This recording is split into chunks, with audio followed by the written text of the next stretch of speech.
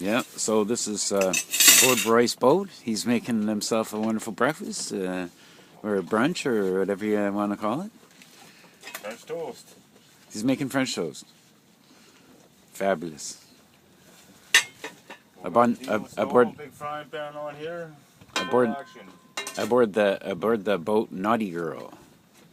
Used to be. That's who I bought from. This hot blonde. She was 40 years old. She had a nice body. She was just fucking, bending over, showing her crotch and all that. She was a naughty girl.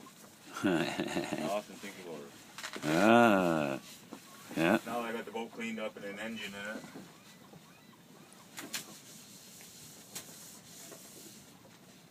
Yeah, nice kitchen setups you got though. That's for damn sure. Yeah. You know. Film up I should uncover the machine and get it operating. Put that on YouTube under your channel. Yeah, absolutely. He's come up with a unique way of charging his batteries aboard his boat, and the ultimate in home energy, using a Pelton wheel and a windmill.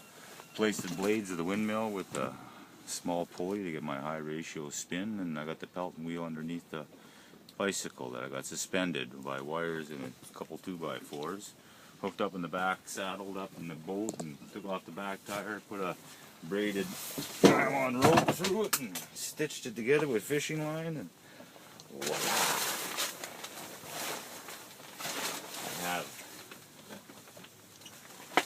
a receiver unit over here that has the Pelton wheel down there that's running the 8-gauge wire. Then from the windmill I've taken off the blades and put on a low ratio 1.5-inch dual pulley, and that I run the braided line all the way down through the scuppers I left them on, and it's a 12-inch pulley down there, so the ratio 27-inch 12-inch into 1.5 inches.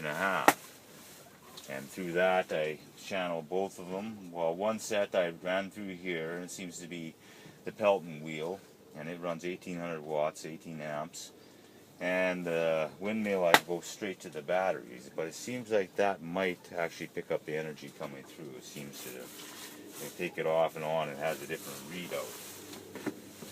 So what I would do is get onto my bicycle, and I would start pedaling and turn the cables down below.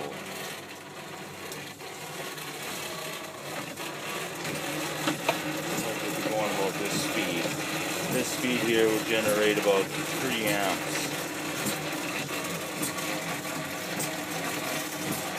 And as soon as I go up to other amps and the generators, the windmill and the Pelton wheel breaks itself. That means it's clutching to have more energy, then you can feel it. It's like, wow, it's going uphill. So you can be still pedaling the same speed, but it's okay, it went uphill. The amp generation double to triple. If you speeded it up fast, you can, to this point, you still continue uphill. You've got 8 to 10 amps happening. We'll run out of wind soon.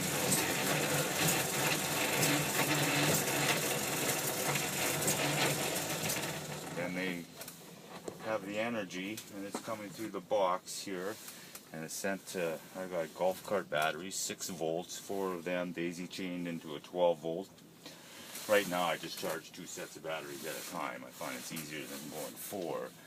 The first 2 always seem to get more power than the last 2. Then over here these are charged, but I've got to top up with a couple 60-watt solar panels, but really 60 watts. This is 600 watts, that's 1800 watts. So it would take 30 of those panels to make one of these, and it would take 90 of those panels to make one of those. So the efficiency factor, and this is just get on. So when these 12, right now I only have 3 12-volt batteries on there when they go dead. If I get onto here within a half hour's time, I'm back up to 13 volts, full charge. Here, these golf cart batteries, they take a little bit longer. I went from, what was it, 11.5 on these 2, and I spent 20 minutes, and I got it to 12 volts. So then I'm going on the second set, then get them all up to 12, then I can play around, maybe daisy chain, and Yeah. I got energy already. Just get more battery action. The system is new, it's operating good. I haven't had any breakdown or anything now for, what, maybe 3 weeks. So I haven't used much electricity, and really I work and to get the need to get on here. This prostate breaker is the seat. I need a new seat. This one here just sort of. So I've only been creating as much power as I've needed, but I've been getting more ambitious, and these were empty, so it's taken a while to fill them up.